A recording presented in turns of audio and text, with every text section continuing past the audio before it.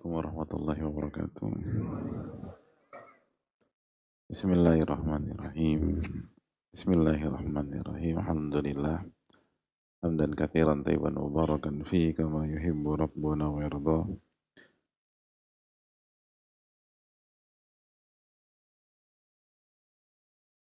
Nahmaduhu wa nasta'inuhu wa nastaghfiruh. Wa na'udzu billahi min syururi anfusina wa min sayyiati a'malina.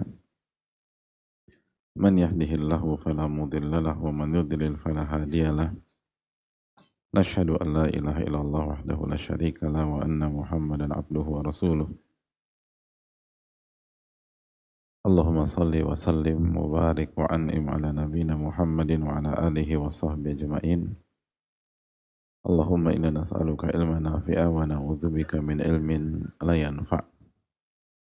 Allahumma allimna ma yanfa'una anfa'na bima 'allamtana.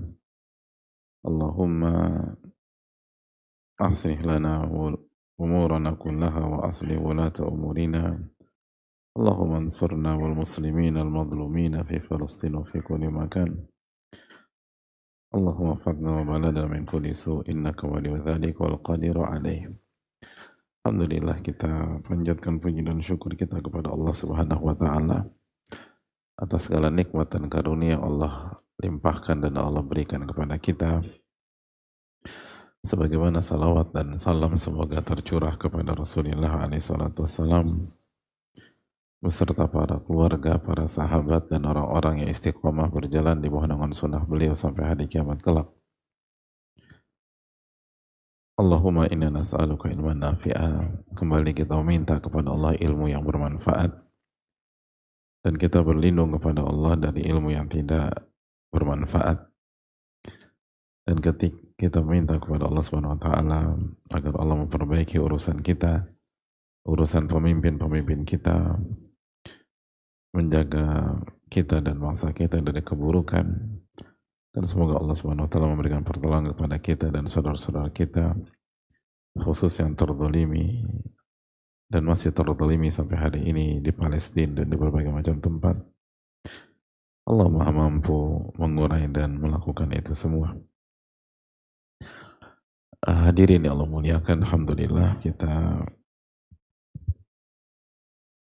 kembali Allah pertemukan di majelis yang semoga Allah terima dan Allah berkahi ini, dan semoga kita mendapatkan ilmu yang bermanfaat dan semoga ilmu ini menjadi penolong kita dan bukan bumerang bagi kita.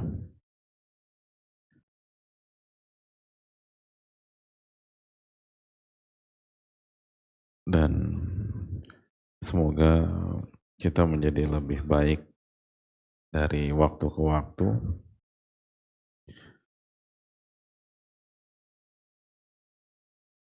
dan kita bukan hanya bisa menjadi orang soleh tapi juga bisa menjadi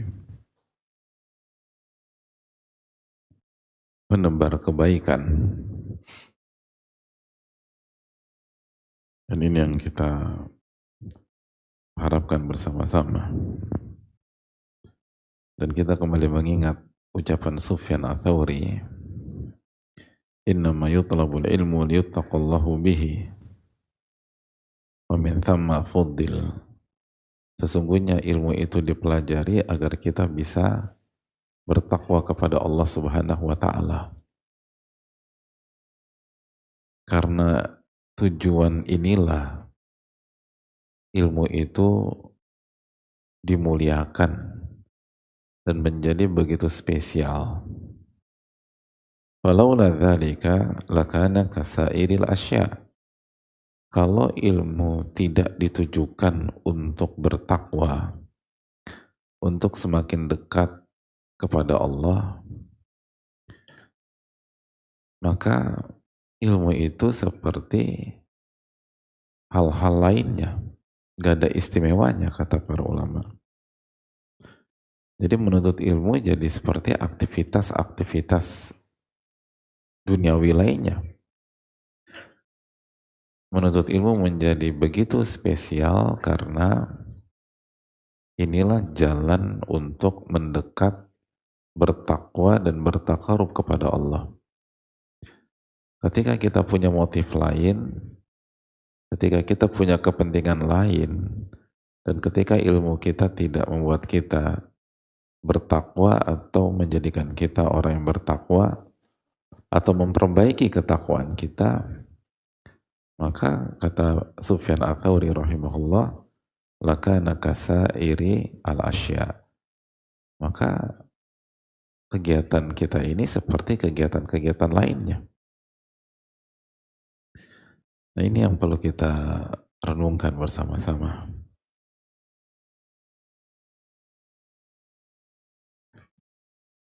Simple, tapi sangat mendasar hadirin. Dan pondasi-pondasi inilah yang menentukan keberhasilan atau kegagalan. Makanya sebuah kaidah dalam dunia ilmu, man hurimal usul, hurimal usul. Barang siapa yang gagal membangun pondasi yang kuat, maka dia tidak akan sampai ke tujuan. Jadi kalau kita gagal membangun pondasi yang kuat dalam kehidupan kita, kita akan gagal sampai ke tujuan. Itu poin. Makanya dalam disiplin ilmu kan seperti ilmu usul fikih itu penting. Kenapa? Karena itu ilmu pondasi. Jadi pondasi-pondasi itu penting. Iman, akidah itu penting karena itu pondasi. Kalau pondasi lemah, gagal. Hadirin jago banyak jurus dalam bela diri, tapi kalau pondasinya lemah, kalah. Pondasi itu penting. Gitu loh. Main bola, striker house goal, tapi kalau pondasinya jelek, nggak akan bisa menghadapi back-back yang jago. Semua itu tentang pondasi. Begitu juga dengan kehidupan. Kalau pondasi kita buruk, maka kita akan gagal dalam hidup. Itu kaidah. Suka atau tidak suka.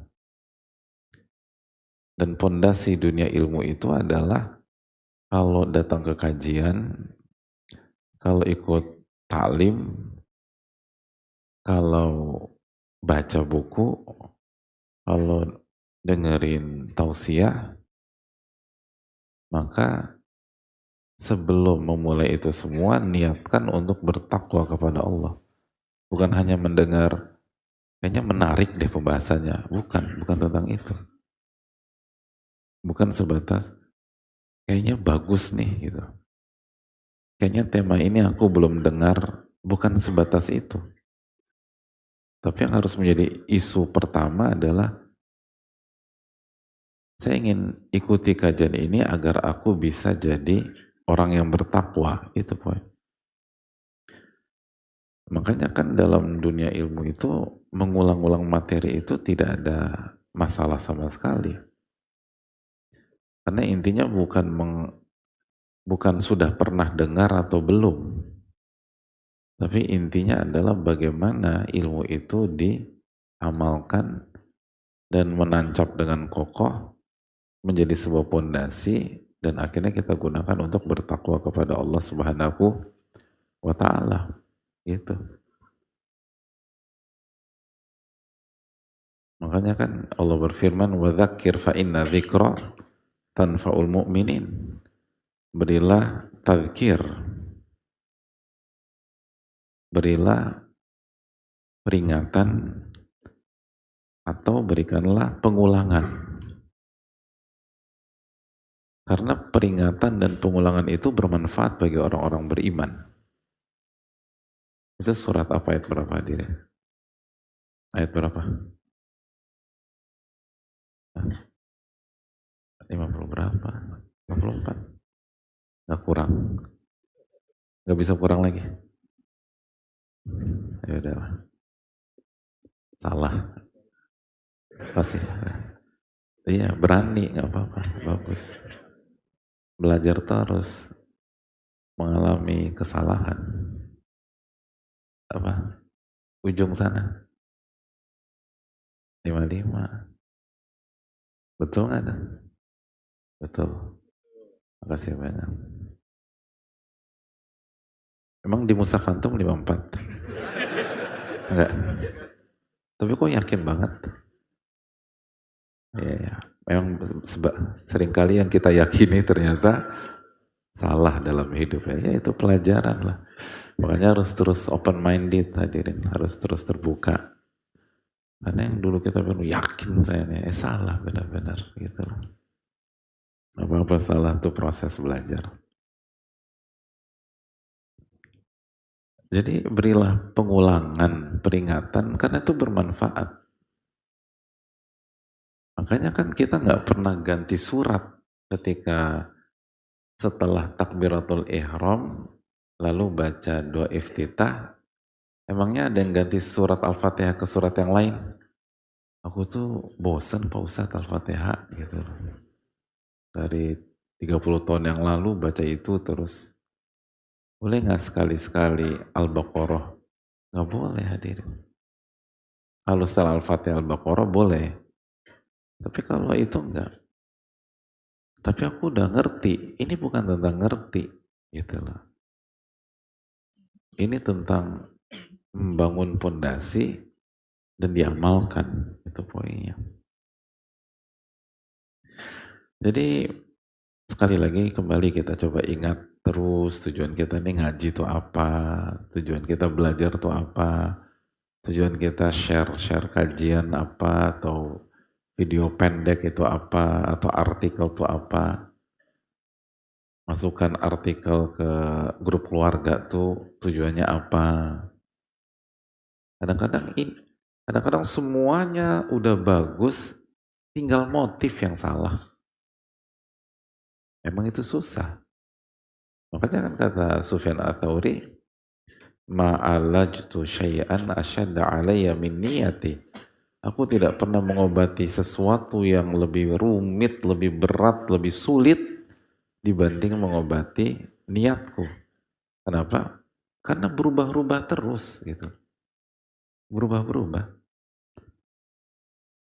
Bahkan para ulama mengatakan fa innal haditsal wahid yahtaju ila niyat.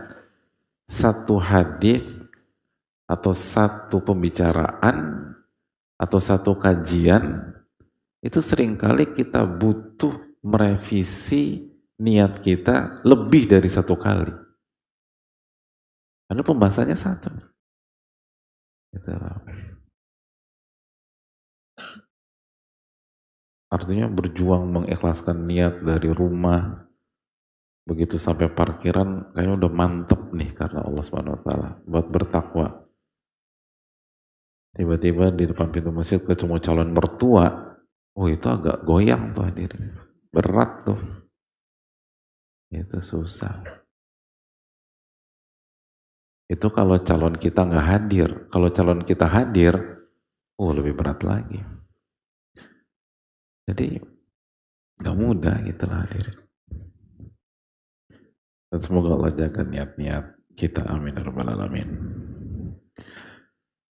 Hadirin Allah muliakan. Kembali kita melanjutkan materi kita bahwa kata Ibnu Jama'ah rahimahullahu ta'ala, salah satu penyakit yang sangat fatal di dunia ilmu adalah ihtiqarun nas, meremehkan manusia, merendahkan manusia, underestimate sama manusia.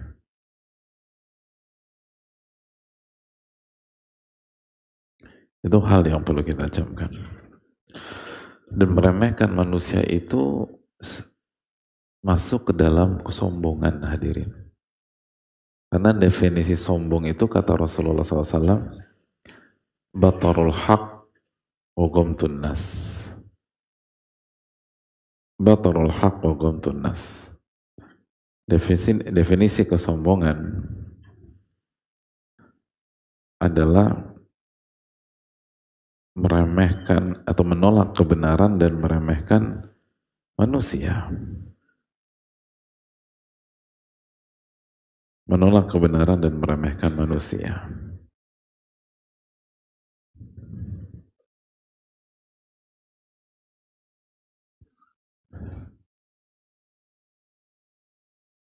Nah, hadirin Allah muliakan. Kenapa Ibnu Jama'ah memasukkan penyakit ini menjadi salah satu penyakit terfatal dan otomatis akan menghalangi kita dari ilmu yang bermanfaat? Dijelaskan oleh para ulama yang lain seperti Ibnul Qayyim rahimahullahu ta'ala.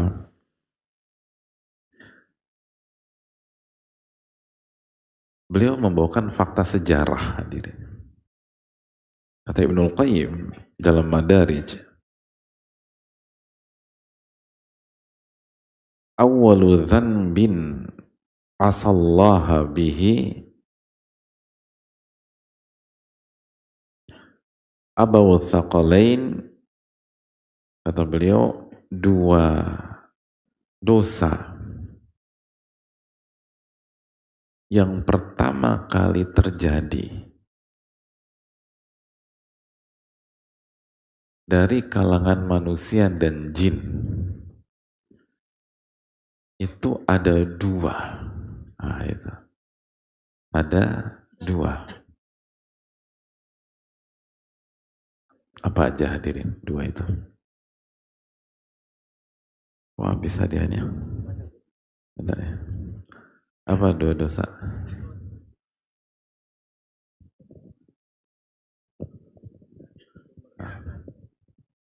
Apa? Kesombongan dan merendahkan. Kesombongan dan Merendahkan. merendahkan. Masya Allah. Kasih dulu, yang penting berani bicara. Iya ya. Masya Allah ya.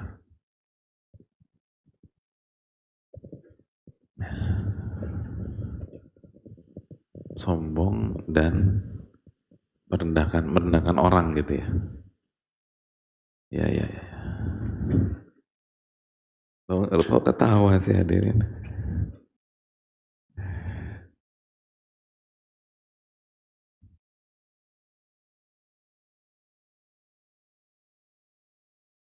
Gitu.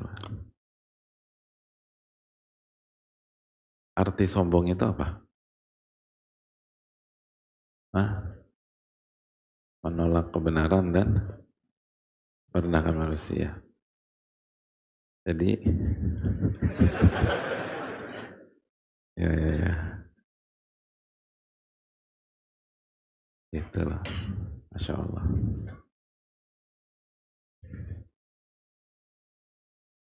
Apa-apa. Masya Allah. Jadi hadirin sekalian, itu kayak orang bilang, kamu mau makan apa? Aku tuh mau makan dua makanan. Yang pertama makan ketoprak, sama makan bihun campur toge, campur tahu, taruh kasih bubuk kacang, sama kerupuk. Nah, itu. Menarik ya.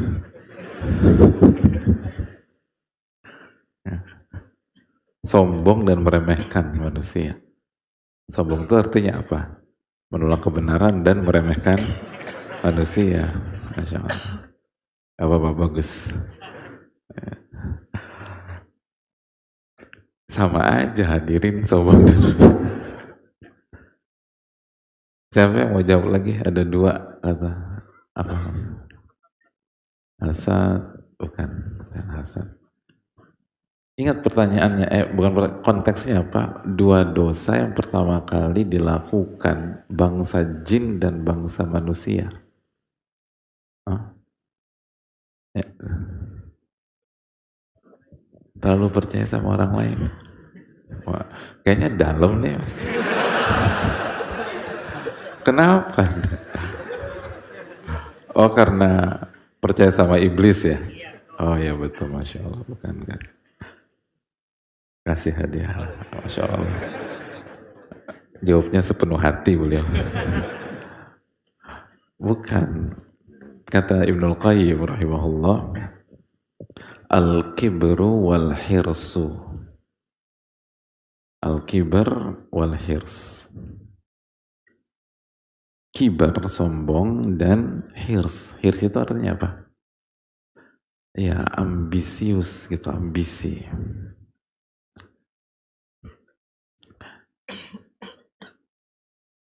Semangat yang offside gitu loh, pengen ambisius gitu. Fakanal kibru dzanba iblis al-la'in. Adapun sombong, hadirin, itulah dosanya iblis yang terlaknat itu, sombong.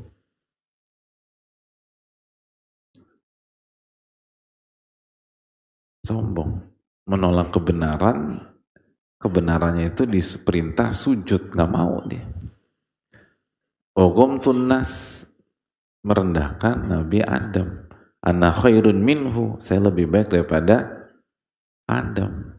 Khalaqtani min nar wa khalaqtahu min tin. Engkau ciptakan aku dari api dan engkau ciptakan dia dari tanah. Ngeremehin.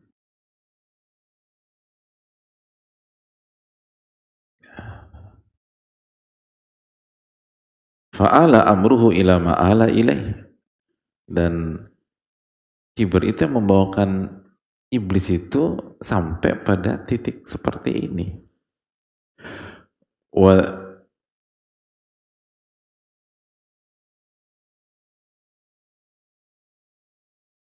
Jadi hadirin Allah muliakan. Adapun kesalahan yang dilakukan oleh Nabi Adam alaihissalam adalah dari sisi hirs. Dari sisi hirs apa? Kan di surga semua boleh kecuali satu pohon itu.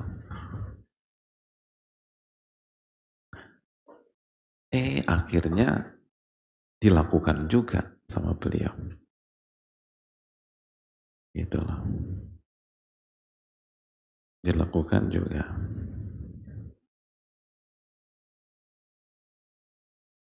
Karena itu tadi manusia tuh punya hirs. Dapat satu pengen dua. Habis dua pengen tiga. Terus begitu. Gitu loh. Kata Nabi SAW mengatakan itu kan.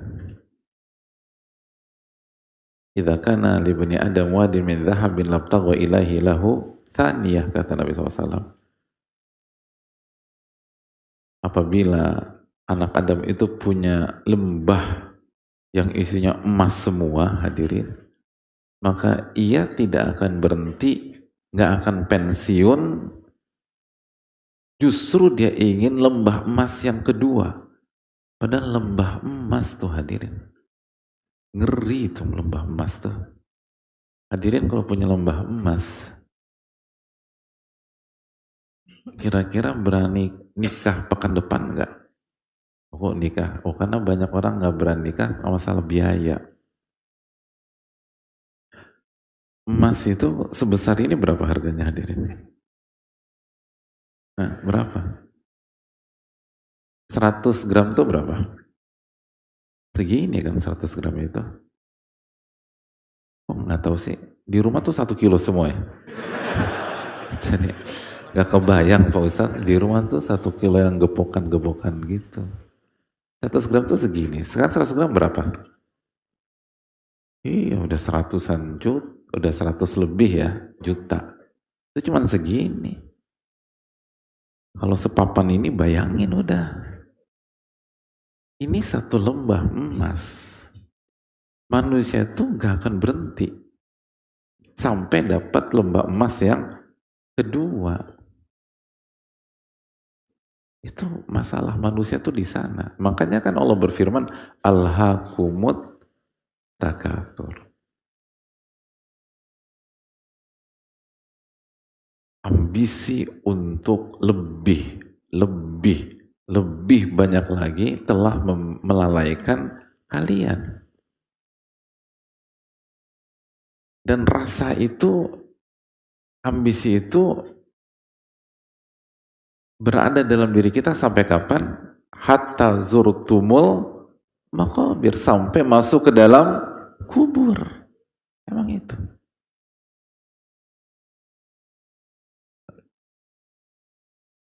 Nah itu yang membuat kita nanti terjatuh ke dalam hal yang haram, buat dosa, gitu loh. Dan lain sebagainya. Nah tapi keterangan berikutnya sangat menarik. Fakana minal hirsi wa syahwah. Fakana akibatuhu at-taubata wal hidayah. Allahu Akbar. Ini kaidah, catat baik-baik. Sehingga kita bisa ngerti.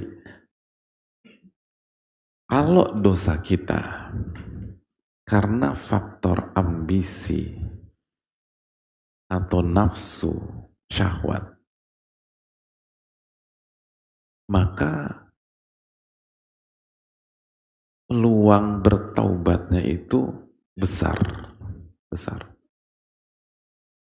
gak kecil. Karena itu yang terjadi dengan Nabi Adam alaihissalam. Begitu tergelincir karena hirs, maka bertobat kepada Allah. Makanya Ibnu Qayyim mengatakan, karena terjatuhnya disebabkan hirs, maka endingnya berikutnya adalah taubat dan hidayah. Taubat dan hidayah.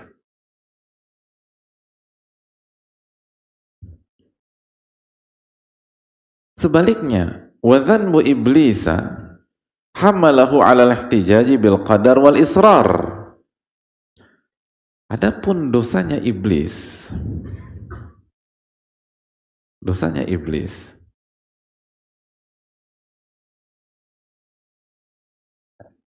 membawa dia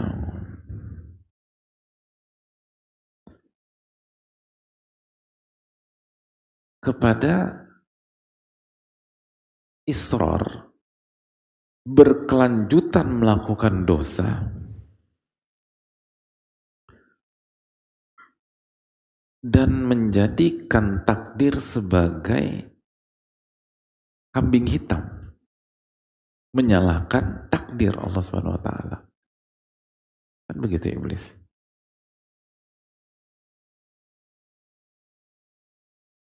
Makanya kan iblis yang pertama kali menjadikan takdir sebagai alasan bermaksiat. Udah takdir. Allah berfirman dalam surat Al-A'raf ayat 16, qala fabima aqwaitani, sebagaimana engkau menyesatkan aku, laqudanna lahum siratakal mustaqim, aku akan menjatuhkan mereka dari jalan yang lurus. Jadi israr itu.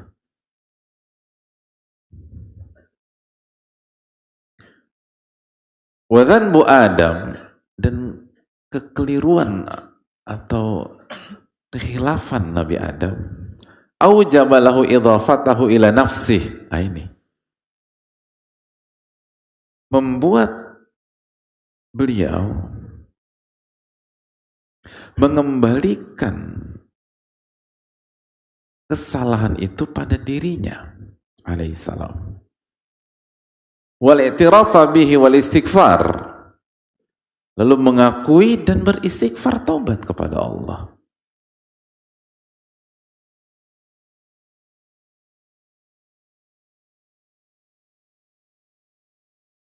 Allah Subhanahu wa taala berfirman tentang apa yang dikatakan oleh Nabi Adam dalam surat yang sama, surat Al-A'raf ayat 23, qala rabbana zalamna anfusana. Rabbana zalamna anfusana. Wahai Rabb kami telah menzolimi diri-diri kami sendiri. Mengembalikan ke dirinya, ke diri beliau alaihi salam. Wa illam taghfir lana wa tarhamna lanakunanna minal khasirin. Kalau engkau tidak memaafkan dan mengampuni kami dan tidak menyayangi kami, maka pasti kami termasuk orang-orang yang merugi. Itu hadirin.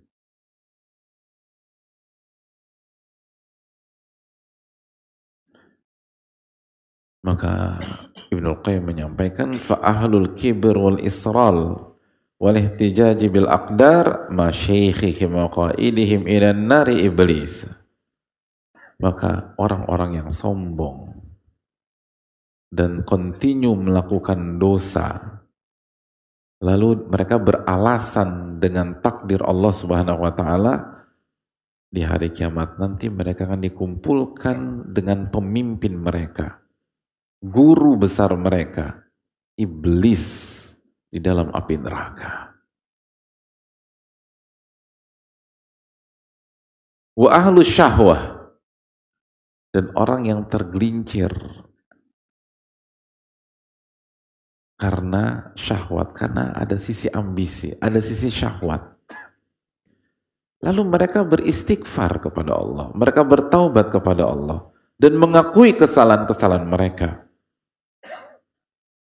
Alladzina la yahtajjuna 'alaiha bil qadar, dan mereka tidak beralasan dengan takdir Allah Subhanahu wa taala.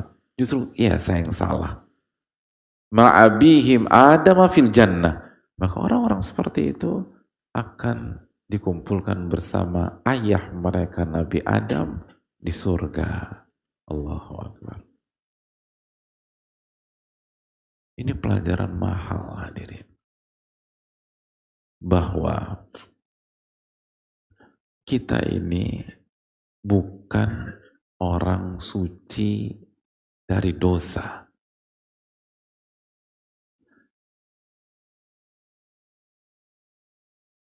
Tapi upayakan jangan sampai dosa-dosa kita itu karena kesombongan.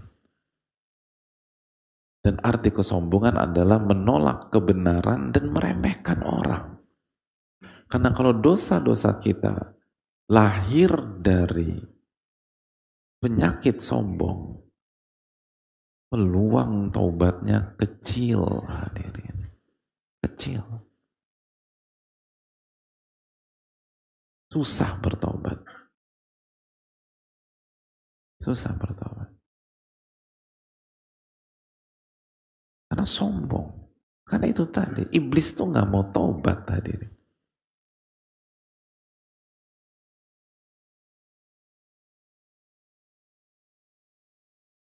Dan sebaliknya, kita harus mengontrol hawa nafsu kita, menjaga syahwat kita. Namun kalau suatu ketika kita tergelincir, maka segeralah bertaubat dan beristighfar, dan peluang orang-orang seperti itu untuk taubat itu besar. Dan kenyataan menyatakan demikian. Gak bisa kita hitung hadirin. Orang-orang yang dulunya tenggelam dalam syahwat, tenggelam dalam hawa nafsu, sekarang bertaubat, berubah, dan menjadi ahli ibadah. Itu gak bisa dihitung dengan jari. Dan mungkin ada di antara kita yang hadir di sini punya pengalaman demikian. Kita rasakan benar keterangan dari para ulama kita itu. Kenapa? Karena itu tadi. Makanya kalau kita lihat, ini gak belajar agama loh hadirin. Banyak testimoni orang-orang, atau mungkin teman-teman, atau mungkin kita dulu, ketika kita bermaksiat, kita alul maksiat dulu, atau ada orang, atau dia alul maksiat dulu. Tapi maksiatnya karena syahwat, karena hirs, karena ambisi dunia misalnya, yang kebablasan, gak terkontrol. atau tenggelam dalam hingar-bingar maksiat yang syahwat. Testimoni mereka biasanya mengatakan apa? Saya ini kotor. Ya nggak sih? Benar nggak? Saya ini tuh kotor. Kalau saya ini mah orang kotor lah. Saya ini pendosa. Ngaku hadirin. Iktiraf. Ya. Orang kotor seperti saya, apa ia pantas? Kan begitu. Itu kalimat yang mudah sekali kita temukan kalau kita berada di lapangan bersama mereka. Atau kita punya teman, atau punya saudara yang seperti itu. Udahlah, emang saya kotor. Jadi iktiraf. Sebagaimana yang dikatakan oleh Ibnul Qayyim di atas. Bahwa orang kalau dosanya, kita nggak ingin berdosa. Tapi siapa yang bisa bersih dari kesalahan? Kullu bani Adam khata', setiap anak Adam banyak melakukan kesalahan. Nah ketika jatuhnya dalam masalah ini, maka kecenderungannya adalah iktiraf, mengaku, gak ngeles sana, gak ngeles sini. Emang saya kotor, emang saya gak pantas, saya emang zolim. Gitu. Dengar, misalnya dengar khutbah Jumat bicara tentang orang tua atau bicara tentang ayah, bicara tentang anak, nangis. Kenapa? Saya zolim sama anak-anak saya. Nangis gitu dia. Itu. Selama ini saya lupa diri, saya lupa waktu karena ambisius ngejar dunia. Akhirnya anak saya terlantar. Akhirnya nyesel. Nah itu langkah awal menuju pertobatan. Dan orang-orang kayak gitu gak meremehkan yang lain. Gak meremehkan yang lain. Mereka lebih sibuk iktiraf, mengakui bahwa diri mereka itu pendosa.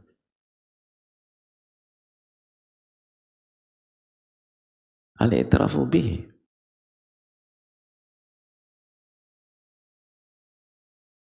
Makanya kan Nabi Adam alaihissalam itu gak nyalain siapa-apa. Langsung zalam Allahumma Rabbana zalamna anfusana. Kami zolimi diri-diri kami. Gak ngerendahin siapapun Nabi Adam alaihissalam. Ini fakta sejarah.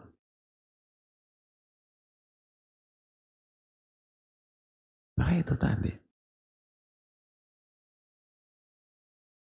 Makanya terkadang kalau kita mau evaluasi diri hadirin, seringkali yang membuat kita susah untuk bertobat atau faktor yang paling membuat seseorang, faktor yang paling ya, bottom line, yang paling yang paling berat untuk membuat orang bertobat bisa jadi bukan ketika dia tergelincir ke dalam maksiat tersebut, tapi ketika dia menolak kebenaran atau ngeles sana ngeles sini untuk menjaga keangkuhan pride-nya dia tersebut. Itu bibit kesombongan, nolak kebenaran. Nah, itu blind spot manusia hadirin sekalian. Karena seringkali sisi ngeles sana ngeles sini lalu menolak nasihat, menolak kebenaran, seringkali tidak kita pikirkan. Kita lebih fokus pada kesalahan dan kegelinciran maksiat kita tersebut. Padahal ketika kita menolak kebenaran, itu bisa jadi lebih fatal daripada kesalahan awal itu sendiri. Karena kesalahan awal kita syahwat, hirs, itu cepat ditobat. Tapi kesalahan kedua, kesombongan, menolak nasihat, menolak kebenaran, menolak dalil. Kecuali kalau masalah khilaf, masalah perbedaan pandangan para ulama, dan itu bisa dibuktikan secara ilmiah. Tapi kalau jelas-jelas salah, itu yang bikin fatal. Coba kita terapkan dalam kehidupan kita sehari-hari. Bisa jadi hadirin, yang membuat rumah tangga kita di ujung tanduk bukan karena sebatas kesalahan kita atau kesalahan istri kita. Atau misalnya bukan karena sebatas kesalahan kita sebagai suami atau sebagai istri. Tapi justru karena saat kita melakukan kesalahan, kita gak mau kalah dengan istri kita. Gak mau terlihat bersalah di hadapan istri atau suami kita. Lalu kita menolak kebenaran yang disampaikan oleh istri kita tersebut. Karena begitu itu terjadi, sombong hadirin. Lalu kita biasa kan suami, biasanya jurus suami itu apa? Pertahanan terbaik, menyerang hadirin. Oh, mohon maaf saya harus bocorkan. Pertahanan terbaik itu menyerang. Wah, itu langsung bisa pakai 352, 442, atau 433. Kalau perlu strikernya 4 hadirin. Akhirnya bukan hanya kita serang istri kita rendahkan istri kita. Tambah lagi sombong itu namanya. Itu yang bikin masalah terbesar justru. Makanya kita harus belajar dan ngerti bobot dosa. Nabi Adam AS cepat baliknya hadirin. Karena nggak ada kesombongan. Nabi Adam AS nggak pernah nolak kebenaran. Dan nggak pernah ngeremehin siapapun. Hasilnya cepet balik lagi. Makanya bahkan kata Ibnu Qayyim apa? Endingnya apa? Endingnya taubat dan hidayah. Justru dapat hidayah.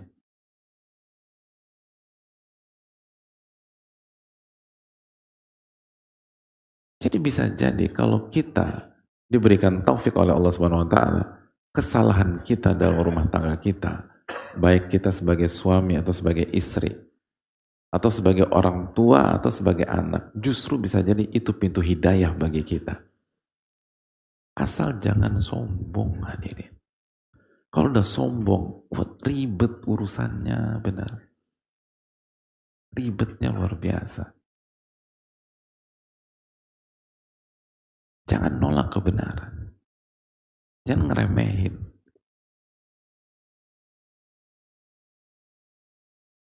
Iblis itu nggak selesai-selesai sampai hari ini, hadirin. Nggak selesai-selesai sampai hari ini. Jadi jangan anggap remeh kesombongan. Berapa tahun coba bayangin. Dari zaman pertama kan sampai sekian nggak selesai juga. Tetap kekeh, ngotot gitu loh. Jadi jangan berpikir, enggak, saya harus jangan sampai martabat saya jatuh di hadapan istri, atau jatuh di hadapan teman, atau jatuh di hadapan bawahan saya. Nantilah kalau kondisi ini baru saya mengakui. Fakta sejarah enggak demikian. Itu asumsi Anda. Dan Anda enggak punya bukti juga. Enggak ada evidence dan seterusnya. Buktinya, iblis tidak pernah bisa move on dari itu sampai hari ini. Karena menolak kebenaran, terus ngeremehin. Jangan pernah lakukan itu.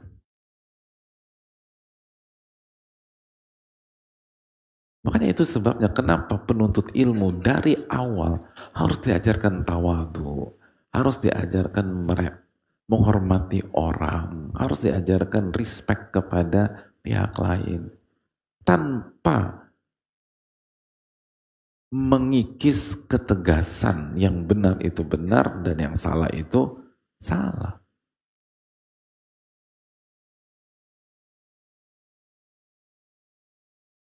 Ya kan kayak tadi aja, beliau tadi salah, Adz-Dzariyat ayat 55. Salah hadirin, tapi kan kita apresiasi, dapat hadiah, Masya Allah. Loh, enggak, itu kan contoh gitu loh. Enggak menggerus ketegasan juga, salah ya salah, tapi kan bukan dijatuhkan, bahkan justru Ulama kita ngajarkan kasih ruang orang itu trial and error. Kasih ruang orang itu untuk berproses. Bukan begitu, ini dijatuhin habis. Enggak. Dan biasa-biasa aja. Coba kita tanya, perasaan antum salah itu apa? Terpukul enggak? Enggak. Oh. Kenapa? Nggak punya perasaan. Itu kan biasa. Nah ini yang harus, kultur ini yang harus dibangun di tengah-tengah kita, hadirin. Karena seringkali itu kita udah terbangun dengan kultur itu tadi.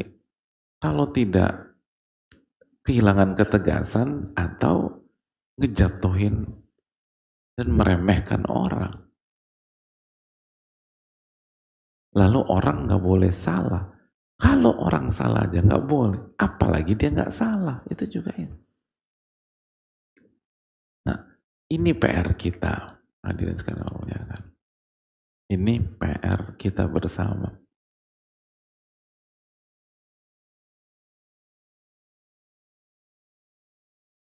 Dan nggak mudah, nggak mudah. Dan hadirin yang Allah muliakan, harus banyak minta tolong sama Allah. Dan kita harus ngerti, makanya pentingnya mengerti akar dosa itu. Akar dosa itu sombong dan hirs. Katanya dua. Yang satu dilakukan dari bangsa jin, wa kana minal jin. Iblis kan dari jin, kiber, sombong. Nabi Adam, hirs. Yang satu terus sampai hari ini, yang Nabi Adam alaihissalam cepat sekali dapat pertobatan, Allah terima, Allah kasih hidayah. Nah itu yang kita harapkan. Itu yang kita harapkan. Dan dari sini kan kita tuh nggak berkecil hati. Coba jujur deh sama diri kita. Emangnya setelah kita hijrah, terus kita ikut kajian, otomatis kita langsung, semua kita nih bisa langsung meninggalkan seluruh kesalahannya, khususnya dari sisi ambisi dan syahwat. Enggak.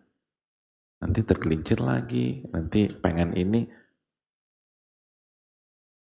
Dan syahwat itu atau hawa nafsu itu kan lebih sangat luas, jangan dikotomikan hanya kesalahan atau maksiat secara seksual, bukan. Tapi segala hal yang berkaitan dengan keinginan diri yang offside, yaitu syahwat, hawa nafsu.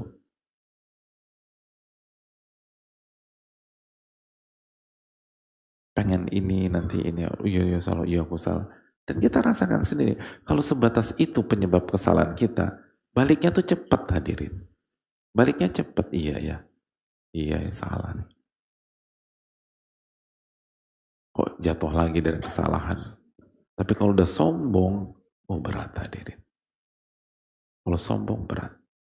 Jangan pernah masuk ke titik itu. Ini hal yang sangat mendasar bagi kita.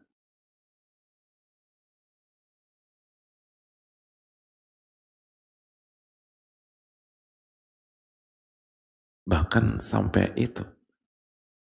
Sampai pada titik itu tadi. Continue terus melakukan dosa, lalu nanti nyalahin takdir Allah. Jadi bukan hanya manusia yang kita salahkan. Bukan hanya manusia yang kita jadikan kambing hitam. Nanti sampai pada titik Allah kita salahkan. Na'udzubillah. Itu. Kan stadium tuh naik terus kalau nggak diobati. Nah itu terjadi. Makanya dan itu kan merendahkan Allah Subhanahu wa taala. Merendahkan Allah Subhanahu wa taala. Jadi itu alurnya tuh begitu, adil. Begitu orang terbiasa merendahkan pihak lain atau terbiasa merendahkan manusia, nanti stadium terfatalnya dia merendahkan Allah Subhanahu wa taala. Na'udzubillah tsumma na'udzubillah. Itu alur tuh ke sana. Makanya dari awal harus di-cut. Dan dari sini kita mengerti kenapa Ibnul Jama'ah rahimahullah memasukkan ini dan mewanti-wanti ini. Ini penyakit fatalnya minta ampun. Makanya insya Allah setelah kita jelaskan ini, berikutnya kita jelaskan nanti bagaimana praktek ulama, betapa hati-hatinya mereka dalam masalah ini. Sampai itu tadi, sampai binatang pun mereka nggak mau rendahkan, hadirin. Itu. Ini yang perlu kita camkan.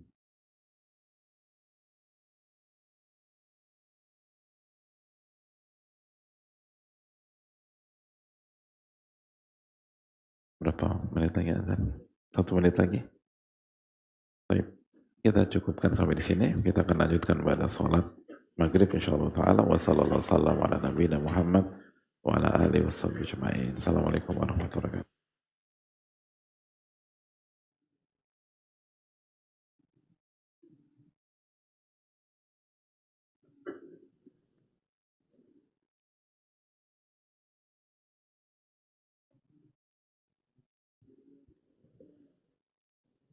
Assalamualaikum warahmatullahi wabarakatuh. Bismillahirrahmanirrahim. Alhamdulillahirabbil alamin. Wa bihi nasta'in ala umuri dunya wad din. Wassalatu wassalamu ala asyrafil anbiya wal mursalin wa ala alihi wa sahbihi wa man sara ala nahjihi bi ihsanin ila yaumil din wa ba'd. Allahumma inna nas'aluka ilman nafi'a wa na'udzubika min ilmin la yanfa'.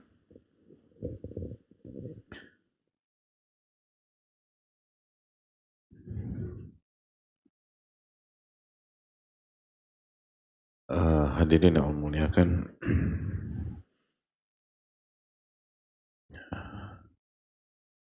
kembali kesimpulan yang bisa kita petik dari keterangan kita sebelum sholat maghrib adalah bahwa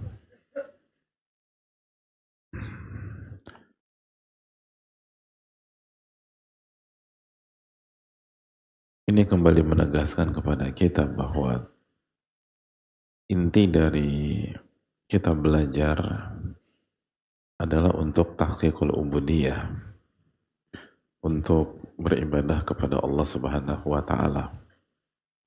Dan arti ibadah adalah mencintai dan merendah di hadapan Allah Subhanahu wa taala dan merasa hina di hadapan Allah Subhanahu wa taala serta tunduk dan patuh kepada Allah Subhanahu wa taala. Jadi kalau kita pakai kesimpulan yang sederhana bahwa tujuan kita bertaubat, hijrah,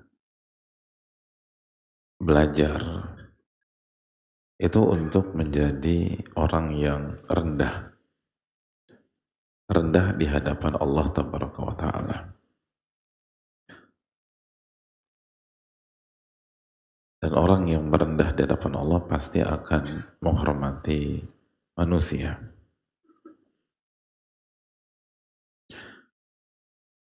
Dan sebuah kesalahpahaman yang sangat fatal jika justru kesimpulannya kita meninggi, lalu menyombongkan diri, dan pada saat itulah kita meremehkan orang, merendahkan orang, dan menjatuhkan orang. Jadi itu antitesa dari ilmu.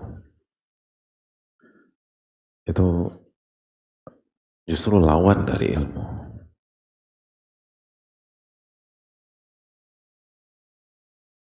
Makanya kan gelar yang sangat bergengsi di agama kita adalah hamba.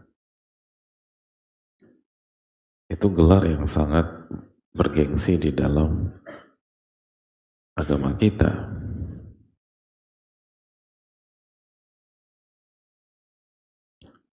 Dan itu panggilan yang sangat disukai oleh Rasulullah Sallallahu Alaihi Wasallam.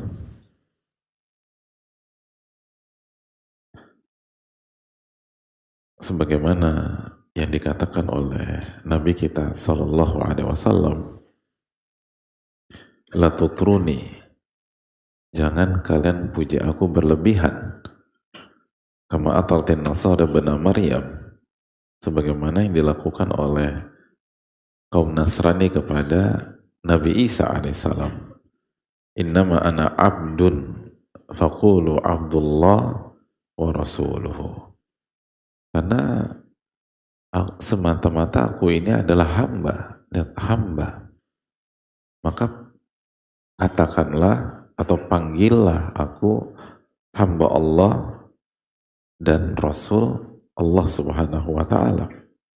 Hadis Bukhari, hadis riwayat Imam Bukhari. Jadi hadirin Allah muliakan, lihat bagaimana Allah mengatakan fa innama ana abduh, sesungguhnya aku adalah hamba Allah. Faqulu abdullahi wa rasuli, maka panggillah hamba Allah dan utusan Allah Subhanahu wa Ta'ala.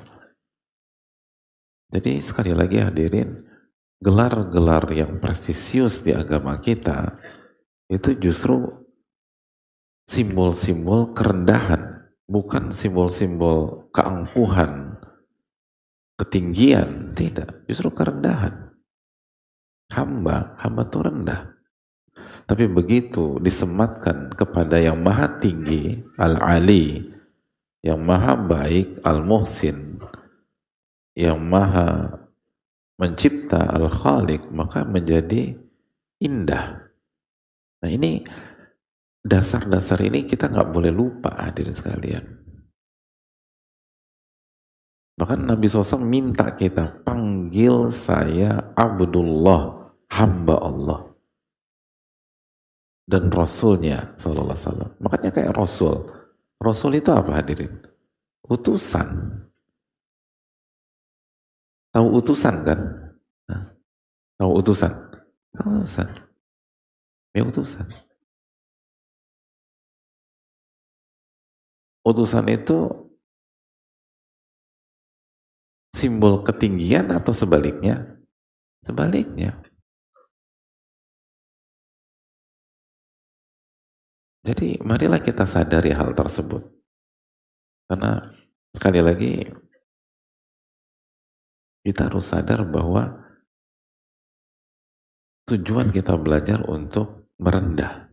Dan justru itu PR kehidupan yang sangat sulit. Susah loh. Skill merendah itu susahnya minta ampun. Nggak gampang. Skill merendah. Zahiran wa batina. Bukan hanya sekedar lip service, bukan hanya sekedar permainan kata, tapi lahir dari lubuk hati yang paling dalam, bahwa saya ini bukan siapa-siapa, saya hanya hamba. Itu susahnya minta ampun. Dan butuh perjalanan panjang untuk bisa sampai titik itu, kecuali dimudahkan oleh Allah Subhanahu wa Ta'ala. Artinya, yang sadar saja susah untuk mencapai itu, apalagi kalau kita dari awal salah kaprah dan menjadikan ilmu kita sebagai ajang menyombongkan diri yang gak akan sampai pada tujuan. Sekali justru tujuan kita belajar, tujuan kita beribadah untuk merendah kepada Allah Subhanahu wa Ta'ala. Dan ketika seseorang merendah kepada Allah, maka dia akan menjalankan perintah Allah Subhanahu wa Ta'ala, dan di antara perintah Allah Subhanahu wa Ta'ala adalah menghormati manusia dan tidak meremehkan. Maka akan tercipta sebuah pribadi yang begitu indah, dan itu yang kita harapkan. Itu yang kita harapkan. Dan sebaliknya, sekali lagi, kalau cuman menyombongkan diri, ya ngapain kita belajar sejauh ini? Gitu. Karena seringkali sombong tuh nggak perlu belajar, hadirin. Gitu.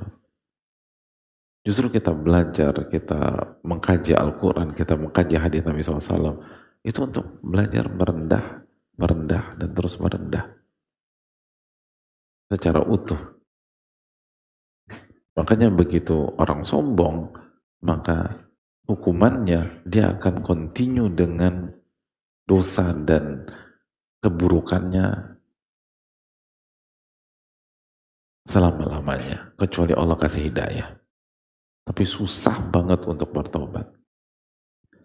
Tapi kalau orang itu merendah, tapi di sela-sela dia merendah, dia tergelincir oleh syahwatnya, dia akan segera balik lagi.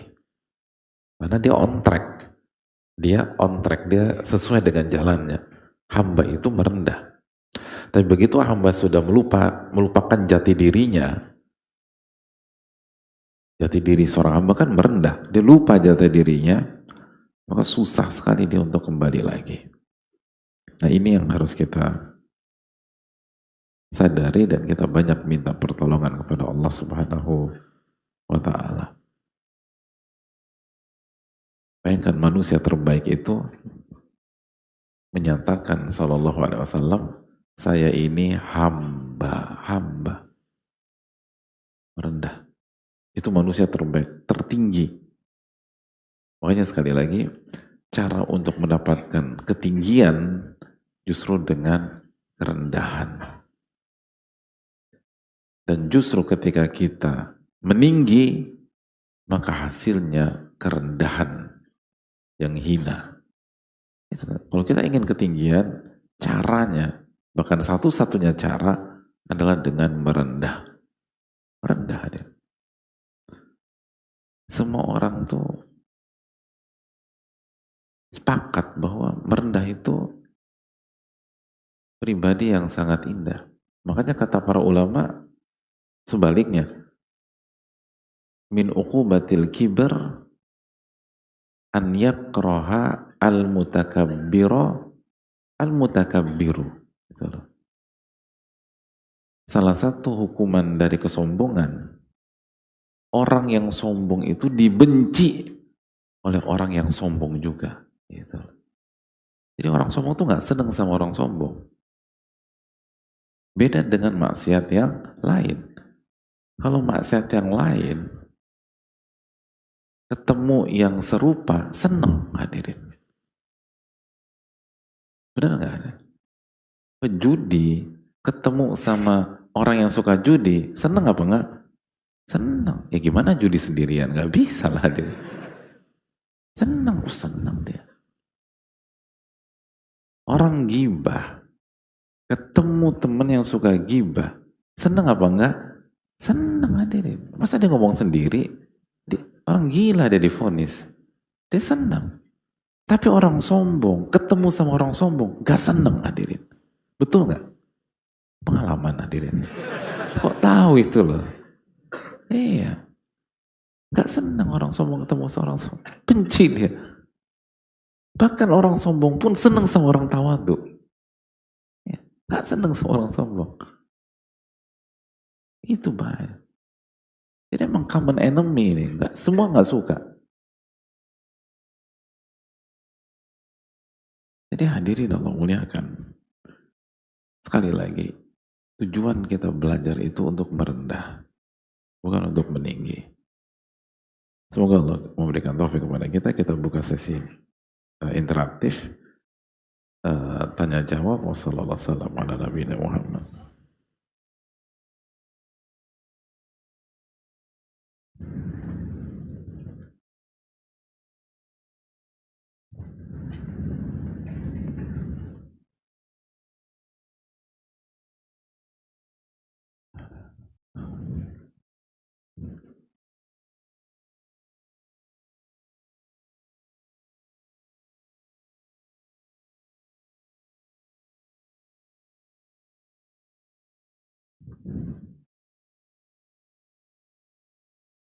Assalamualaikum warahmatullahi wabarakatuh. Waalaikumsalam warahmatullahi wabarakatuh.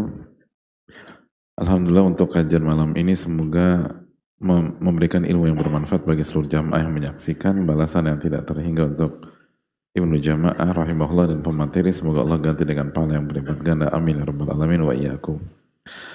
Begitu juga bagi yang bertanya. Izin bertanya Ustadz, kemarin tepatnya tanggal 18 Agustus 2024 saya ditinggal menikah oleh wanita yang sangat saya cintai.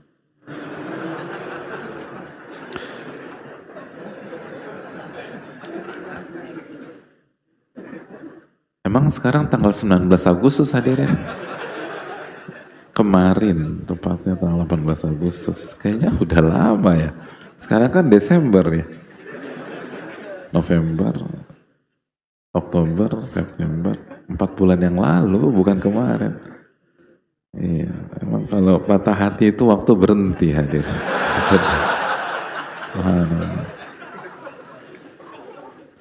Tapi nggak mudah. Lalu pada bulan September 2024 saya kehilangan pekerjaan. Yang mau saya tanyakan bagaimana caranya meningkatkan rasa bangkit dari keterpurukan hidup. Bukankah Allah mengatakan pada surat Asy-Syarah Al-Insyirah ya bahwa satu kesulitan tidak akan mengalahkan dua kemudahan. Akan tetapi hingga saat ini kemudahan itu belum saya dapatkan Ustadz. Apakah ada amalan khusus untuk kita menjadi lebih sabar lagi dalam menghadapi masalah yang sedang kita alami? Semoga Allah mudahkan untuk Ustadz menjawab. Barakallahu fikum wa jazakallahu khairan wa iyyakum. Hadirin Allah muliakan, kita harus lebih hati-hati mengatakan bahwa kita belum menemukan kemudahan dari tanggal 18 Agustus sampai tanggal 7 Desember hari ini. Itu nggak mudah mengucapkan kata itu. Karena bahaya. Nggak mungkin nggak ketemu kemudahan. Gitu.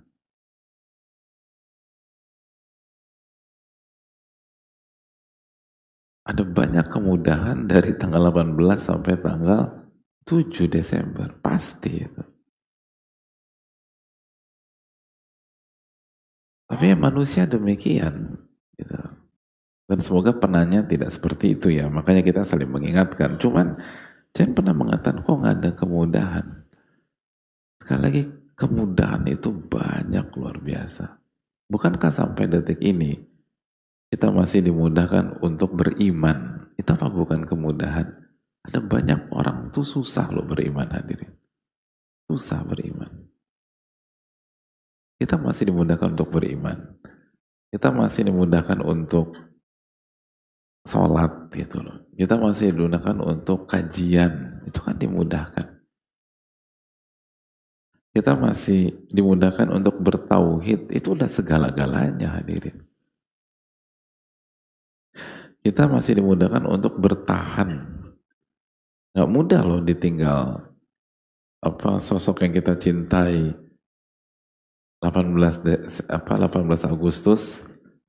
Jadi setelah upacara bendera itu hadirin. Ya, setelah upacara ya. Luar biasa. Jadi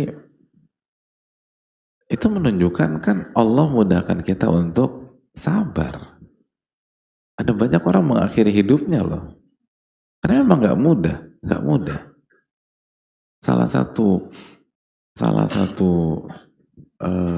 hal yang paling menyakitkan adalah ketika kita ditinggal oleh orang yang kita cintai.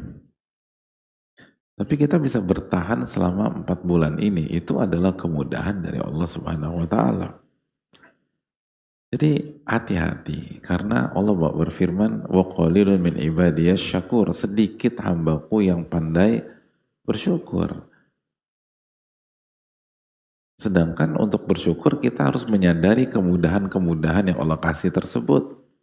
Jadi jangan sampai kita termasuk dari hamba-hambanya yang gak bersyukur. Itu yang pertama. Yang kedua, hadirin sekalian, bagaimana caranya meningkatkan cara bangkit kepada hidup?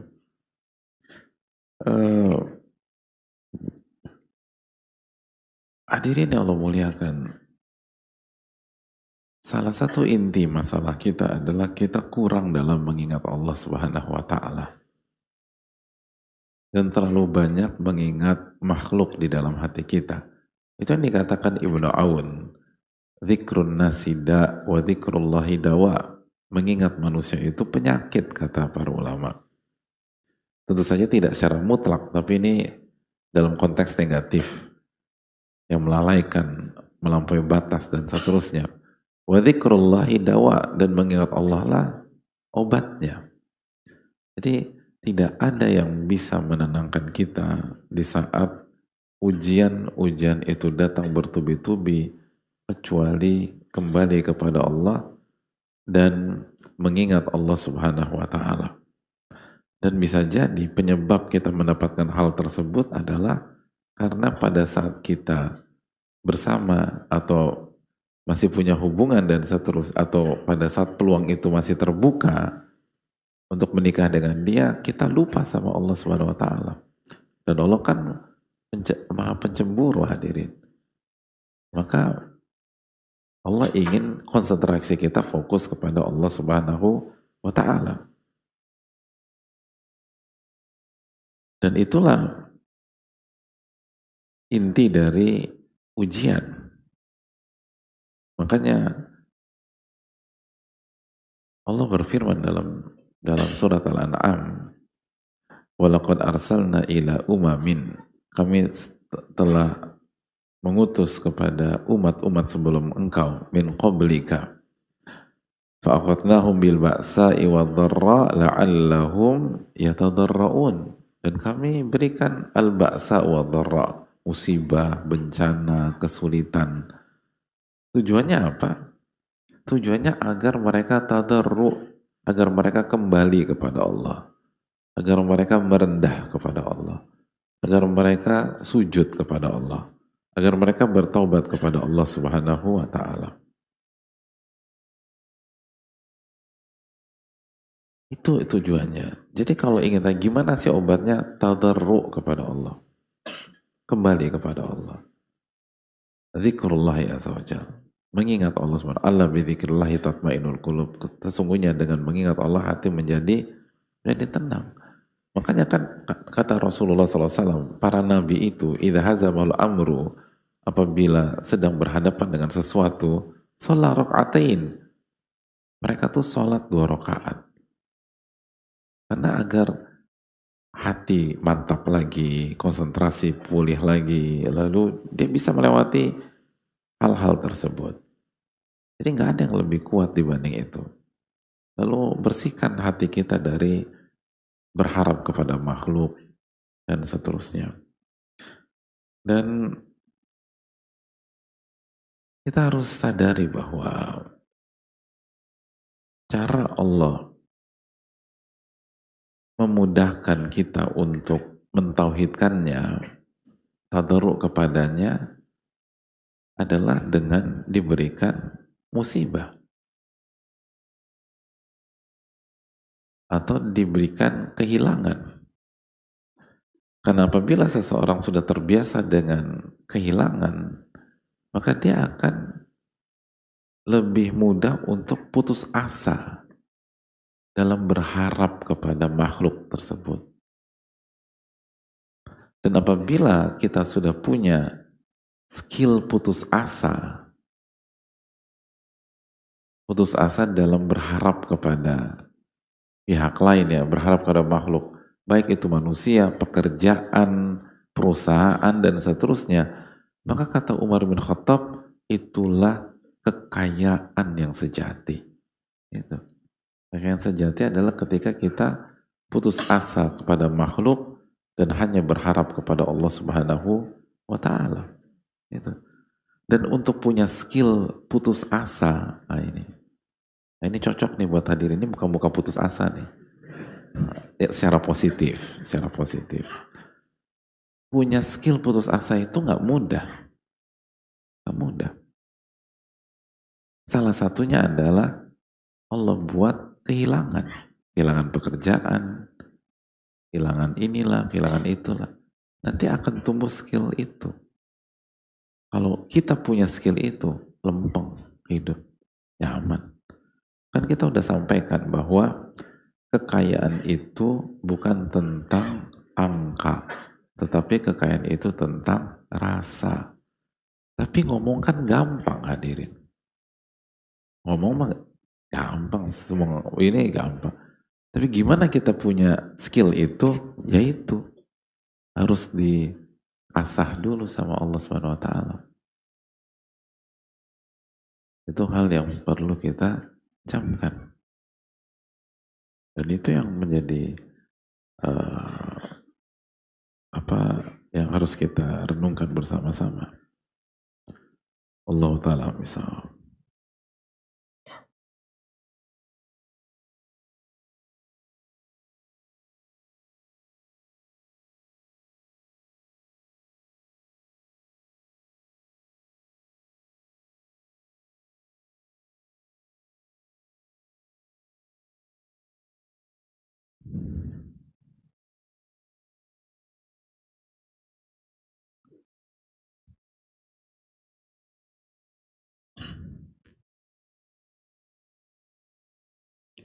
Betul.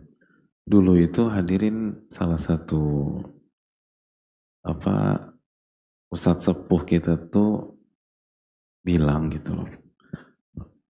Kalau hidup ini atau manusia ini ibarat sebuah rumah,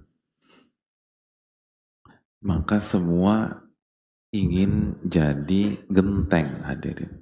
Kenapa? Karena rumah itu yang paling tinggi apa? Genteng, itulah. Siapa yang pengen jadi keset? Gak pengen kan? Masa jadi keset diinjek-injek, gitu loh. Tapi tetap welcome, Masya Allah, Masya Allah. Tapi diinjak-injak hadirin gitu loh. Sedih kitanya. Kita tuh pengen jadi genteng.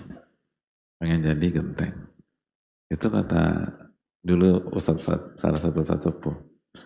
Terus beliau tuh bilang, tapi kan nggak semua jadi genteng. Itu tadi ada yang jadi keset, ada yang jadi gagang pintu. Gimana caranya jadi genteng? Maksudnya hidup itu orang tuh harus tinggi, genteng. Nah coba lihat deh gimana cara membuat genteng. Gitu loh. Gimana cara buat genteng hadirin? Di antaranya, sebelum jangan langsung dibakar dulu. Pelan-pelan lah hadirin. Berat nih hidup, udah langsung bakar aja. Belum, bakar nanti. Yang pertama tuh bahan baku dengan air tuh pakai mesin penggiling atau alat penggiling. Iya sih nggak dibakar, tapi digiling hadirin. Iya, itu benar. Itu digiling. Dan digilingnya bukan satu kali, lebih dari satu kali. Jadi itu lalu habis itu dikeringkan, dijemur di atas atau di bawah sinar matahari gitu loh. Itu poin. Lalu habis itu baru dibakar gitu. Bayangin hadirin dijemur dulu di tengah siang bolong, udah kena matahari itu, bukannya kalau harusnya kan habis kena matahari kan matahari terbenam ya, terus dapat rembulan. Ini nggak dapat rembulan, hadirin. Dibakar gitu, dibakar. Gitu. Habis itu didinginkan. Jadi dibakar dulu, dibakar. Dan dibakarnya kan pakai api kecil dulu, lalu habis itu pakai api besar. Ya, saya bukan expert dibilang itu ya, tapi sedikit aja. Baru setelah proses panjang itu, baru dia bisa ada di paling atas gitu. Jadi kalau nggak melalui proses digiling, dijemur, dibakar, didinginkan, nggak bisa orang tuh berada di atas, kata kiai-kiai kita dulu. Orang-orang di atas itu setelah melewati proses panjang. Gitu loh. Makanya kan Nabi SAW mengatakan al-barakatu ma'akabirikum. Keberkahan itu bersama orang senior. Secara umur dan secara ilmu. Kenapa? Salah satu hikmahnya, orang tuh nggak mungkin sampai di level senior kecuali sudah melewati proses pembakaran dalam hidup gitu loh. Itu. Jadi sebenarnya yang dialami penanya dan kita semua itu adalah kemudahan dari Allah untuk sampai di level atas gitu. Sampai di level atas. Itu poin.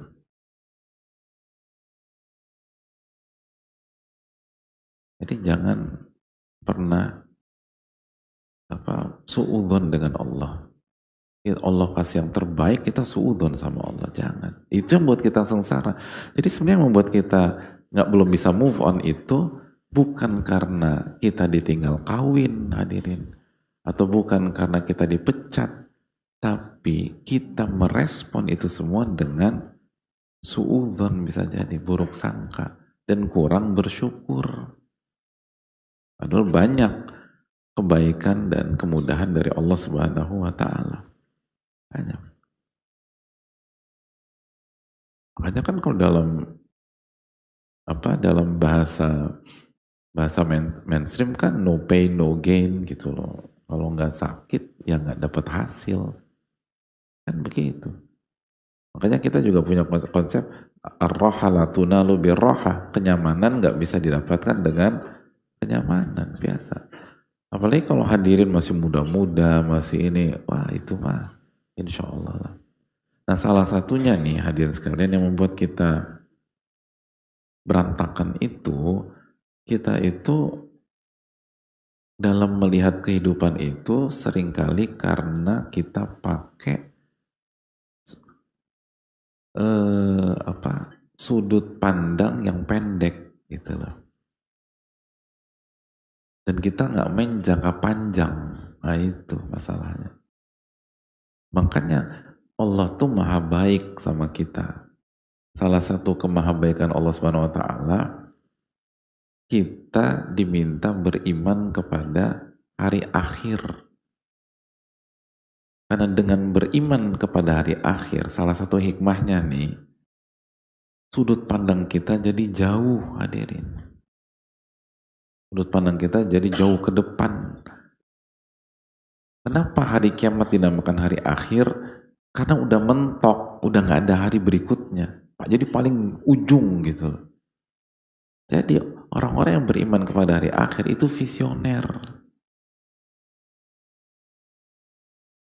Dan kalau ngadepin hidup itu nggak bicara short term, tapi bicara long term gitu loh. Nah orang kalau udah begitu tidak akan terpengaruh dengan kendala-kendala jangka pendek, nggak akan. Begitu. Dan nggak akan galau atau gusar ketika secara jangka pendek itu terlihat belum membuahkan hasil gitu. Kan demikian. Karena memang butuh waktu panjang dan biasa-biasa aja. Kalau hadirin ingin membuat, cita-cita kita membuat bedeng atau bedeng kan, maka ketika 1 tahun bedeng itu belum jadi, kita akan galau. Karena kecil cita-cita kita. Tapi kalau cita-cita hadirin buat 1 kota, maka 3 tahun belum jadi, tenang-tenang aja. Kenapa? Jangka panjang, mimpi besar gitu. Biasa. Emang ini nggak mudah. Jadi itu tadi hadirin sekalian. Berarti kalau kita kebanyakan galau, karena setelah kurang ingat Allah, iman kita kepada hari akhir itu perlu ditingkatkan lagi. Gitu loh. Itu masalahnya. Makanya kenapa Allah dan Rasulnya minta kita jangan jadi ahli dunia, karena itulah penyebab sakit hati. Gitu loh. Jadi ahli dunia. Karena begitu kita jadi ahli dunia, otomatis sudut pandang kita pendek. Begitu sudut pandang kita pendek, ringkih, fragile, jadi suka galau. Itu. Kenapa para sahabat mau mau disiksa, mau dizolimi, tetap saja kokoh? Karena sudut pandangnya jauh, akhirat. Makanya ketika Nabi SAW melihat Yasir, Sumayyah, Ammar radhiyallahu ta'ala anhum disiksa dengan begitu jahatnya, apa resep yang diberikan Nabi SAW kepada keluarga tersebut? Kata Nabi SAW, sabran ala Yasir fa inna mau'idakumul jannah. Sabar wahai keluarga Yasir. Janji Allah kepada kalian adalah surga. Jadi di tengah-tengah siksaan, Nabi SAW tidak memberikan seteguk air, tidak kasih nasi bungkus gitu loh, tidak kasih uang, enggak, tapi kasih keyakinan dan sudut pandang yang jauh ke depan. Boleh kalian sakit pada hari ini, esok, lusa, tapi endingnya nanti di akhirat surga. Begitu dengar kalimat di atas, kita lihat bagaimana kuatnya Sumayyah, Yasir radhiyallahu ta'ala anhuma dalam menahan ujian-ujian hidup sampai mereka mati syahid. Itu hadirin. Sumayyah itu disiksa. Itu jauh lebih berat daripada kehilangan pekerjaan. Nah ini yang perlu kita camkan bersama-sama lah. Allah ta'ala alam.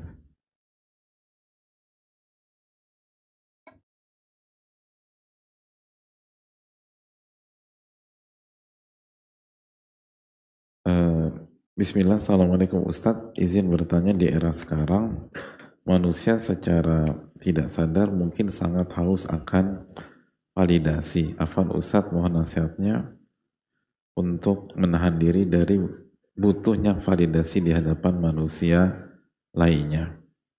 Hadirin Allah muliakan, gak ada cara yang terbaik dibanding cara yang Allah ajarkan di dalam Al-Quranul Karim.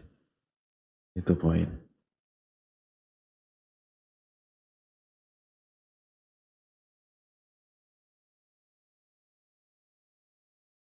Makanya Allah mengatakan dalam Al-Quranul Karim, dalam surat Al-An'am ayat 162, Qul inna solati, terus wa nusuki, wa mahyaya, wa mamati, itu lillah.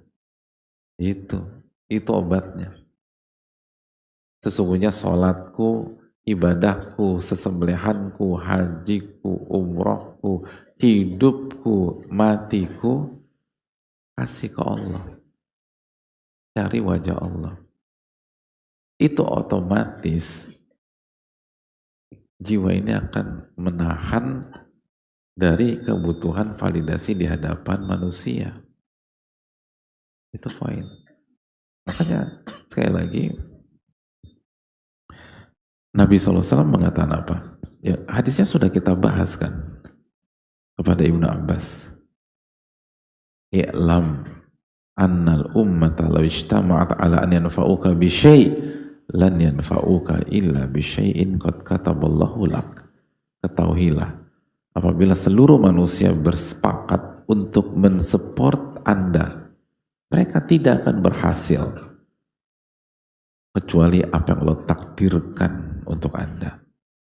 Wa nijtama'u, dan sebaliknya, kalau seluruh manusia bersepakat untuk menjegal Anda, mereka nggak akan berhasil kecuali apa yang Allah takdirkan untuk Anda. Itu. Jadi kita harus tahu ke siapa kita harus menunjukkan semua kehidupan kita, ke zat yang ridhonya itu mempengaruhi diri kita dunia akhirat. Adapun manusia tidak. Kalaupun terkesan, Nabi SAW mengatakan itu karena Allah sudah takdirkan, bukan karena semata-mata dia mensupport atau dia menjegal Anda. Enggak bisa.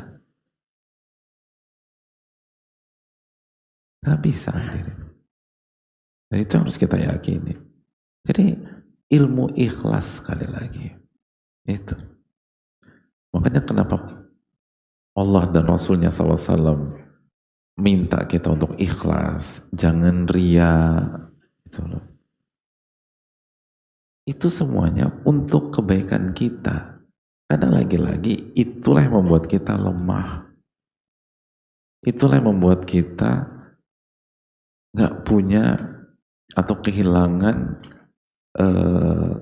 kemerdekaan diri, nggak independen, lalu ringkih dan seterusnya. Karena lagi-lagi berhadap validasi di hadapan manusia. Nah, kenapa para sahabat bisa lempeng-lempeng aja? Karena mereka nggak tertarik dengan itu. Mereka itu yang penting Allah ridho. Nggak mudah sekali lagi, tapi harus dicoba demikian untuk kebutuhan kita. Karena kalau nggak berat. Dan terbukti hadirin sekalian. Lihat bagaimana Bilal direndahkan dulu, tapi karena yang dicari ridho Allah, Allah kan, atau Al-Ahadul Ahad kata beliau. Hasilnya apa? Beliau mendapatkan validasi yang lebih spektakuler, menembus dimensi ruang dan waktu sampai hari ini. Kenapa? Itu tadi. Makanya kalau benar-benar, artinya kalau orang itu ikhlas, nanti pada akhirnya dia akan dapat validasi dari manusia. Dan lebih enaknya, validasinya didapatkan dari orang-orang yang sudah terscreening, orang-orang soleh. Orang-orang soleh. Tapi itu tadi. Buktinya apa? Bilal. Buktinya apa? Imam Bukhari misalnya. Bayangkan beliau di akhir hayatnya itu hidup termarginalkan karena beliau difitnah. Tapi hari ini, hadis riwayat Bukhari, hadis riwayat Bukhari, hadis riwayat Bukhari, hadis riwayat Bukhari. Itu tadi. Kenapa? Karena berusaha ikhlas mencari ridho Allah Subhanahu wa Ta'ala. Bahkan gitu, bahkan sampai nama-nama besar yang termarginalkan semasa hidupnya, Allah angkat lagi habis itu. Allah angkat lagi. Itu yang harus kita yakini. Itu yang kita kejar. Makanya Allah mengatakan, man kariha syuhrashtahar, barang siapa yang tidak suka dengan popularitas, justru nanti dia akan populer. Itu kata para ulama. Disebutkan Abu Nuaim rahimahullah dalam Hilyah. Dan kuncinya adalah iman dan beramal soleh. Itu yang dikatakan Allah dalam surat Maryam ayat 96. Innalladzina amanu wa amilu solihat. Sesungguhnya orang-orang yang beriman dan beramal soleh, saya ja'alulahumur rahmanu wudda. Maka Allah akan jadikan rasa cinta di dalam hati-hati mereka. Itu. Jadi kunci validasi itu justru ternyata iman dan amal soleh. Kunci validasi itu justru gak mikirin validasi. Itu. Kita gak pakai teori A, teori B. Kan kata Allah, sesungguhnya orang-orang yang beriman dan beramal soleh, berarti kan harus ikhlas, harus bertauhid, harus tulus sama Allah. Dan gak mikirin itu. Justru itu yang akan mendapatkan validasi. Adapun orang yang benar hidupnya hanya mencari validasi manusia, capek hadirin. Capek. Itulah. Capek. Terakhir, kan pernah dengar kan kisah yang suka dibawakan di dunia ilmu atau sebagian para ulama tentang tentang ayah dan anak naik unta. Udah kan? Udah pernah dengar? Alhamdulillah nggak perlu cerita lagi saya. Udah dengar atau belum? Ya udah, terakhir lah sebelum kita sholat. Jadi ada ayah sama anak melakukan safar sama satu ekor onta gitu loh. Lalu ayahnya nuntun ontanya, anaknya naik onta, jalan lewat sekelompok orang. Lalu kata sekelompok orang itu, ini anak durhaka, masa ayah suruh jalan, harusnya tuh anak dong jalan. Ayahnya naik, mereka denger, iya deh, ngomongin orang, ya udah tukeran, ayahnya naik onta, anaknya jalan nuntun, jalan lagi lewat sekelompok orang. Lalu orang sekelompok itu bilang, ini ayah nggak berperi keanakan misalnya. Masa anaknya masih kecil disuruh jalan, dia yang naik onta? Harusnya bukan begitu dong. Mikir lagi, salah lagi kita deh. Akhirnya yaudah deh, ayah dan anak itu sama-sama naik onta, jalan lagi. Aman nih, nggak diomongin sama orang, dapat validasi insya Allah. Jalan, ketemu sama sekelompok orang. Pas ngelihat orang-orang itu, ini ayah sama anak nggak berperi kehewanan. Kesian tuh onta, capek, letih, berat lagi. Aduh, nggak bener nih. Mikir lagi. Yaudah kalau gitu kita turun aja, sama-sama sama-sama nuntun tuh onta. Aman insya Allah. Udah paling top udah idenya. Bawa deh. Bawa naik, ketemu sebagian orang. Kata sebagian orang itu, ini anak sama ayah sama-sama error. Bawa onta kok nggak dimanfaatin? Gitu katanya. Ini menunjukkan apa yang dikatakan Syafi'i, ridhon nas ghayatun la tudrak. Ridho manusia gak akan bisa tercapai. Kalau kita mau cari validasi, pertanyaan itu masih koma, belum titik. Harus dilanjutkan, validasi siapa? Nah, itu. Begitu kita bertanya, validasi siapa? Maka itu pro kontra terus sampai hari kiamat. Pasti ada yang pro, ada yang kontra. Validasi siapa? Gitu. Karena ridho seluruh manusia gak mungkin tercapai. Ini yang bisa disampaikan, semoga bermanfaat. Subhanakallahumma wa bihamdika, la ilaha illa anta, astaghfiruka wa atubu ilaik. Assalamualaikum warahmatullahi wabarakatuh.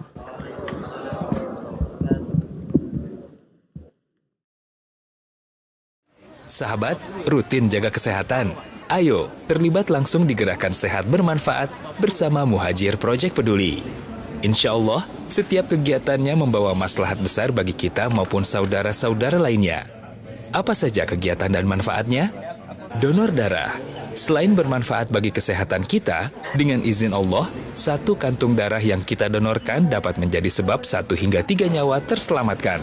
Khitan massal, mendukung perjuangan lebih dari 100 anak laki-laki muslim per tahun dalam menunaikan syariat Islam berupa khitan. Webinar kesehatan gratis, menambah pengetahuan seputar masalah-masalah kesehatan dan tata laksana pencegahan atau penanganan penyakit sebagai ikhtiar preventif terhadap penyakit. Pelayanan kesehatan gratis, berkesempatan mengecek kesehatan tekanan darah, kadar gula, dan kolesterol dalam darah secara rutin. Kacamata ilmu, menjadi bagian perjuangan para penuntut ilmu yang berikhtiar menjaga kualitas penglihatan untuk menunjang aktivitas menuntut ilmu. Raih seluruh pahala dan manfaat yang bisa kita raih dengan terlibat dalam rangkaian program Gerakan Sehat Bermanfaat, baik sebagai peserta maupun pihak yang mendukung terselenggaranya program tersebut dengan cara berdonasi. Semoga setiap donasi yang disalurkan membawa keberkahan dari Allah untuk kita maupun saudara-saudara muslimin lainnya yang terlibat. Salurkan sedekah terbaik kita melalui rekening